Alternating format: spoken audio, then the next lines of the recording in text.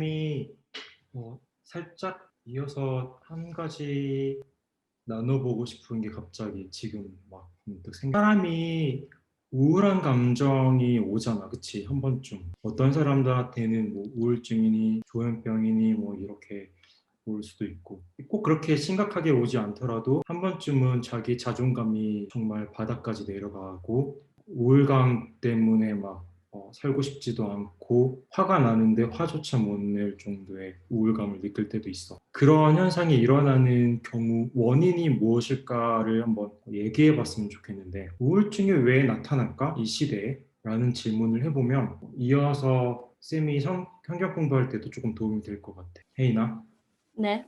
왜 올 것 같아? 우울증을 제가 한번 찾아봤었어요, 옛날에. 정확한 원인은 모르는데 과도한 스트레스 때문이라고 그랬거든요. 과도한 스트레스. 일단 저 같은 경우에는 과도한 스트레스 같은 경우에는 첫 번째는 일단 내가 하고 싶은 게 있는데 이게 또 마음대로 안 풀리고 또 그것 때문에 또 다른 사람들이 나한테 막 쓸데없는 막 하는 말들 있잖아요. 너는 이거는 못해. 너는 이거는 다른 거 해. 막 너는 여기 안 어울려. 막 이런 것들을 들으면서 일단 1단계 스트레스가 쌓여요. 자, 문제가 있구나. 그거를 듣고 이제 집으로 들어왔어요. 근데 집에 들어왔는데 남동생들이 남동. 잔뜩 있어요. 자, 제 얘기예요. 잔뜩 있으면 또 부모님은 나가 계시잖아요. 그러면 또 이제 집안일은 제가 맡아요. 그러면 또 이제 스트레스 1단계 쌓여있는데 또 거기 스트레스가 하나 더 쌓이는 거예요. 애들은 말 안 듣지. 나는 이미 치웠는데 거기에 또 어지르지. 청소 남았지. 설거지 남았지. 뭐 집안일이 잔뜩 있어요. 또 거기에서 또 스트레스가 한 단계 더 올라가요. 자, 이제 또 집에 들어왔는데 숙제가 남아있어. 우와. 과제. 미쳐버리겠지, 그치? 미쳐버리는 거죠. 이제 거기에 또 스트레스 하나 올라. 그게 이제 또 계속 반복되면서 와, 내 삶 이따구로 살면은 나중에는 내가 원하는 걸 못하겠다. 그때부터 이제 우울증이 시작되는 거지 않을까 싶어요. 왜냐면은 내가 원하는 걸 할 수 없고 또 내가 원하는 걸 할 수 없다는 걸 알고 있는데 또 다른 사람한테 들으면 또 그게 짜증이 나요. 그리고 또 그 상태에서 또 다른 신경거리가 막 들어오니까 그것 때문에 또 짜증나고 또 이제 요즘 같은 시국에는 또 이제 스트레스 풀 방법이 많이 없어요. 밖에 나가서 운동하는 사람들도 있었는데 그 사람도 이제 집에 계속 있어야 되고 또 밖에 나가서 친구들 만나면서 막 수다 떠는 사람들도 있었는데 친구들을 이제 못 만나요. 그러면 이제 거기에서 또 스트레스가 또 쌓이는 거죠. 스트레스를 풀 방법이 없으니까. 혜인이의 지금 그 실제 상황에 근거한 우울증의 원인을 분석해 보면 혜인이가 문제일까 아니면 혜인이의 환경이 문제일까? 어디로부터 오는 걸까? 내 자신의 문제 때문에 오는 걸까? 아니면 환경에 대한 공격 때문에 우울증이 올까? 환경의 문제도 있지만 나의 생각의 문제라고 생각해요. 생각의 문제. 왜냐면은 다른 사람들이 하는 말을 신경을 아예 안 쓰는 사람들이 있어요. 그 사람들이 스트레스를 덜 받지 않을까요? 근데 다른 사람이 그런 말을 하지 말아야지. 그쵸. 근데 그런 개념 없는 사람들이 많으니까. 환경은 개념이 없으니까 개념 없는 사람들이 세상에 존재한다는 거. 예전에는 나 자신한테 많이 찾았던 것 같아. 내가 문제야. 근데 나 자신한테 찾으면 찾을수록 더 우울해져. 왜냐면 내가 우울하다는 게 밖에 안 되잖아. 내가 문제라는 것밖에 안 되잖아. 그러니까 나는 더 우울한 거지. 나는 왜 이 모양인가? 이런 식으로 계속해서 더 우울해져. 근데 쌤이 성경을 공부하다 보니까 우울하다는 것 자체가 물론 개인에게 발현될 수도 있겠지만 대부분의 우울감은 환경으로부터 많이 오는 것 같아. 그래서 성경으로 봤을 때는 하나님 나라가 필요한 거야. 하나님 나라라는 개념 자체가 내가 우울증이 엄청 심한 사람인데 나는 하나님 나라를 원하는데 그 나라는 내가 우울하지 않을 수 있는 나라였으면 좋겠다는 희망, 소망. 그리고 정말로 그 나라가 내가 우울하지 않을 수 있는 나라라면 난 그 나라를 사랑하고 그 나라를 기다리고 그 나라를 도래하기 위해서 몸부림치고 노력할 것 같아. 그게 하나님 나라라면.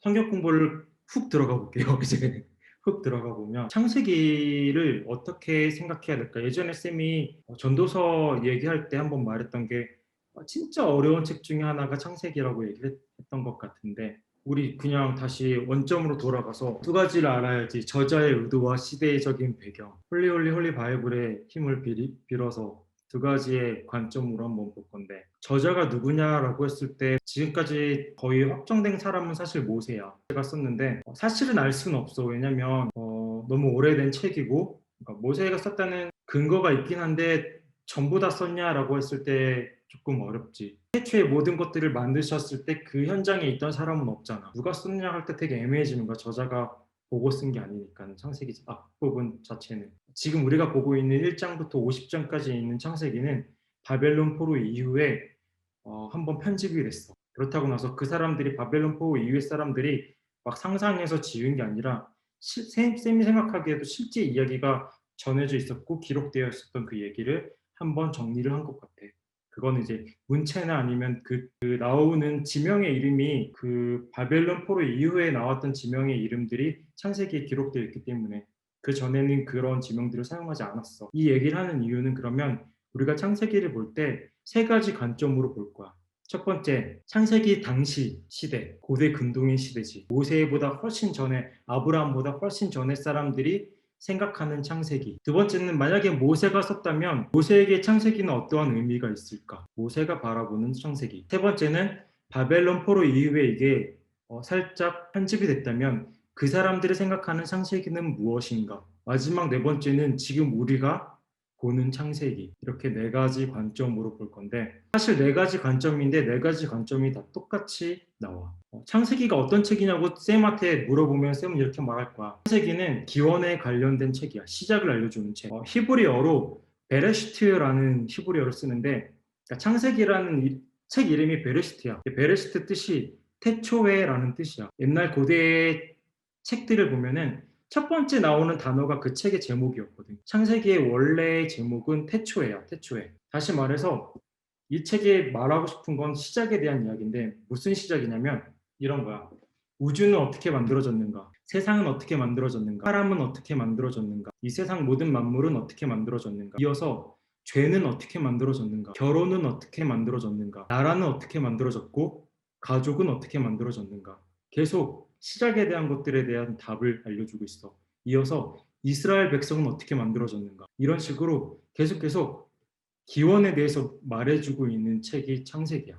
창세기를 이해할 때뭐 복잡하게 이것이 뭐 과학이랑 뭐 어떻게 갖고 와서 이게 맞냐 틀리냐를 고민하는 소모는 진짜 관심 있으면 나중에 해보도록 해. 근데 창세기 저자가 쓴 목적은 기원을 알려주고 싶었던 거야. 그래서 하나님이 모든 걸 창조하셨고 아담과 하와로부터 죄가 시작됐고 죄의 시작 그리고 바벨탑 이후 흩어지면서 나라가 생겨났고 나라의 시작이지. 그리고 아브라함부터 이스라엘 백성이 시작되었고 이런 시작을 알려주고 있는 책이 창세기인 거야.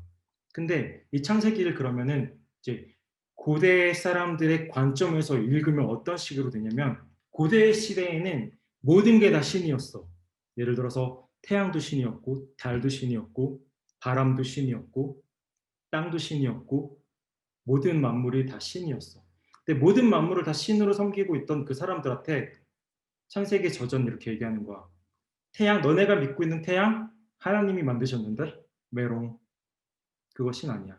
달 그것도 하나님이 만드신 피조물이지 신 아니야. 너네가 신이라고 생각했던 모든 것은 하나님이 7일 동안 창조하신 피조물일 뿐이지 그건 신이 아니야 라고 얘기해 주고 있었어. 그 사람들이 신이라고 생각했던 것들을 신이 아니라고 정확히 얘기해 주는 거야. 그 당시에 사람도 신이 있었어. 사람도 신의 존재가 있었단 말이야. 사람들을 지배하는 사람들. 그런 사람들 가운데 사람도 신이 아니야. 사람도 피조물이야 라고 얘기해 주는 책이 창세기였어. 사람은 어떻게 생각했냐면 사람은 신의 노예였어. 신 대신 일을 하는 사람들. 신은 놀아도 되지만 난 일해야 돼. 그게 그 사람들의 정체성이었는데 그 정체성을 완전히 부셔버렸지. 내가 하나님의 형상을 갖고 있던 사람이기 때문에. 하나님이 뭐라고 하냐면 오늘 말씀에 다스릴 수 있대 사람은. 하늘에 있는 것들을 다스릴 수 있고 바다에 있는 걸 다스릴 수 있고 땅에 있는 걸 다스릴 수 있어. 그것들을 신이라고 생각했던 사람들한테서 오히려 그건 내가 다스리는 피조물이 바뀌어버린 거야. 완전히 바뀌어버린 거지. 정체성이. 근데 되게 재밌는 건 모든 걸 다 다스려도 되는데 다스릴 수 없는 게 있어. 뭘까? 사람이 다스릴 수 없는 게 있어. 성경에 지금 안 써 있는 거, 오늘 본문에 안 써 있는 게 하나 있어. 그게 뭐냐면 사람이야. 사람은 사람을 다스릴 수 없어. 사람 빼고는 다 다스릴 수 있는 거야. 근데 그 시대적으로 볼 때는 사람이 사람을 다스렸거든. 힘 있는 사람이 힘 없는 사람을 다스리고 있었거든. 그런 모습 속에서 창세기는 말하고 있지. 사람은 사람을 다스릴 수 없고 사람은 하나님의 형상대로 만들어졌다는 거. 여기서 사람의 형상대로 만들어졌다는 것을 우리가 착각할 수 있어. 하나님은 나처럼 생겼나? 머리가 있고 눈이 있고 손이 있고 발이 있고 생겼나? 여기서 말하고 있는 형상은 하나님의 본질을 말하거든. 하나님의 본질은 뭐냐면 하나님의 성품이라는 속성과 하나님의 기준이야. 우리는 그래서 하나님의 성품을 닮아서 서로 사랑하고 서로 공동체가 돼서 하나가 되어야 되고 함께 살아가야 되는 거야. 아까 말했지. 하나님이 이르시 우리의 형상. 그게 삼위일체라면 성부 하나님, 성자 하나님, 성령 하나님이 서로 사랑하면서 하나된 공동체로서 다스리시는 모양이 보이죠. 나도 사람인데 나와 동일한 사람들이 서로 하나가 되어서 다스려야 되는 거야. 이게 창세기가 고대 사람들이 인지했던 창세기의 모습이야. 이거를 이제 모세 때로 갖고 오는 거야. 똑같은 얘기를 모세 때 사람들이 들었어. 그 시대 사람들은 애굽의 포로가 돼 있네. 애굽의 종살이를 하고 있네. 그리고 다른 신들을 섬기는 나라에 내가 살고 있는 거야. 그래서 모세는 10가지 재앙을 보여줬지. 10가지 재앙을 보면은 다 그 나라의 신들이었어. 메뚜기 신, 피의 신, 결국은 마지막에 사람이 신이 된 장자, 신이 된 것, 사람들까지도. 그 모든 것들을 10가지 재앙을 이겨버려. 우리 하나님이 더 세. 우리 하나님이 더 세. 너네가 갖고 있던 신들보다 우리 하나님이 더 세. 10가지 신을 완전히 부셔버리고 하는 말, 여호와 하나님이 최고야. 그리고 그분이 진짜 신이야. 라고 얘기해 주는 거야. 사람들의 정체성은 나는 노예인가? 난 노예인가 봐. 맨날 고역을 해. 일을 해. 맨날 뭐 피라미드 돌도 옮겨야 되고 힘들어 죽겠어. 근데 창세기를 읽어보면 그 시대 사람들이 창세기를 읽어보면 난 하나님의 존귀한 사람이야. 사람이 사람을 지배한다는 것 그것 좀 이상해. 아닌 거야. 아니야. 그래서 출애굽을 해. 출애굽을 하니까 무슨 일이 생기냐? 나는 계속 정복하면서 살아가게 돼. 하나님 말씀대로 가나안 땅을 정복하면서 세상 만물들을 정복하면서 살아가게 되는 거야. 그게 모세 시대의 사람들이 이해했던 창세기야. 그리고 나서 이걸 다시 편집한 바벨론 시대, 바벨론 포로 이후의 사람들. 이 사람들도 포로네. 포로했어. 노예였던 거야. 그 사람들은 그래서 이 창세기를 보면서 생각하고 싶었던 거. 나는 다시 물어보는 거야. 나는 누구인가? 나는 어떤 존재인가? 나 하나님 만드신 사람인데 사람을 지배할 수 없는. 내가 뭘 잘못해서 포로가 됐지? 창세기에 있던 아브라함과 있던 하나님의 약속을 잃어버렸구나. 우리 민족이. 그래서 그걸 회복해야 되는구나. 우리 신명기 때 배웠지? 이전에 읽던 것들을 다시 돌이켜야 된다는 거. 오늘 우리에게 주신 이 말씀은 뭐냐면 너가 누구냐고 물어보고 있는 거야. 사람인 나는 누구이지? 나는 누구야? 난 어떤 존재야? 그리고 너가 살아가는 세상은 하나님이 말씀하시는 세상과 뭐가 다르니? 라고 물어보는 거야. 다시 말해서 혜인이 너가 살고 있는 이 세상은 하나님의 기준의 세상과 뭐가 다르니? 너에게 우울감을 주는 그 세상은 하나님이 만드신 세상과 뭐가 다르니? 그걸 얘기하고 있는 거야. 이 시대에 갖고 와보면. 그러면 난 어떻게 해야 돼? 말씀을 읽고 묵상하면서 하나님이 어떤 분이신지 다시 생각해보고 하나님의 기준이 무엇인지 생각해보고 하나님이 볼 때 나는 무엇인지 생각해보면서 찾아야지 내가 누군지 찾는 거. 그게 창세기 저자가 우리에게 들려주고 싶었던 말이었던 거야. 왕으로 세우셨어. 대리인이야. 모든 것들을 하나님이 다스리시는 분인데 그 다스리는 걸 이제 네가 다스리려. 베드로전서에 보면 너는 왕 같은 제사장이지. 근데 번역이 좀 잘못됐어. 왕인과 동시에 제사장인 거야. 이스라엘 백성들에게 성막을 주고 제사장으로 만드셨던 이유는 너가 제사장으로서 하나님의 성전, 하나님의 나라를 통치하며 살라고 하는 거였어. 하나님의 일을 맡은 왕. 근데 그 왕이 어떻게 살아야 되냐? 하나님의 기준을 갖고 있던 왕이라면 하나님의 기준으로 다스리고 선포하면서 살아야 되는데 하나님과 기준과 무관한 내 마음대로 살다가 결국 죄를 짓고 그 죄 때문에 점점 망하고 점점 세상이 바뀌어버린 거지.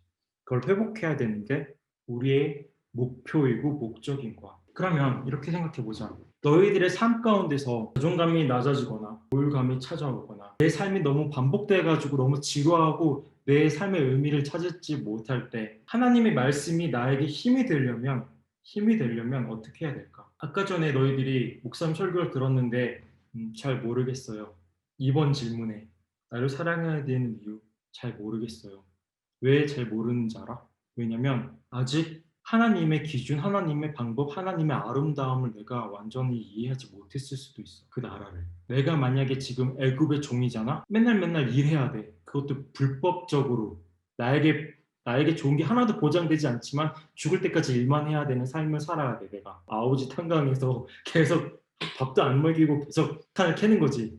그게 내 삶인데 그런 삶을 가진 사람한테 갑자기 누군가 찾아와서 내가 믿는 하나님은 이게 잘못됐다고 얘기하고요. 당신이 이렇게 사는 게 아니라는 것들을 말하시고 있고 당신은 자유가 될 수 있어요. 그 나라는. 그랬을 때 그 사람은 그 나라를 미친 듯이 원한다는 거지. 공평한 나라, 하나님의 정의가 있는 나라. 내 삶에 불만이 생기잖아? 그러면 우리는 더더욱 하나님 나라를 바라보고 그 나라를 소망해야 돼. 근데 만약에 내가 아직 하나님 나라를 소망하고 있지 않다? 그러면 둘 중에 하나지. 나는 내 삶에 너무 만족하는 거야. 그게 첫 번째고 아니면 하나님 나라를 모르는 거지. 그 나라의 아름다움. 하나님 나라의 아름다움을 발견했으면 좋겠어.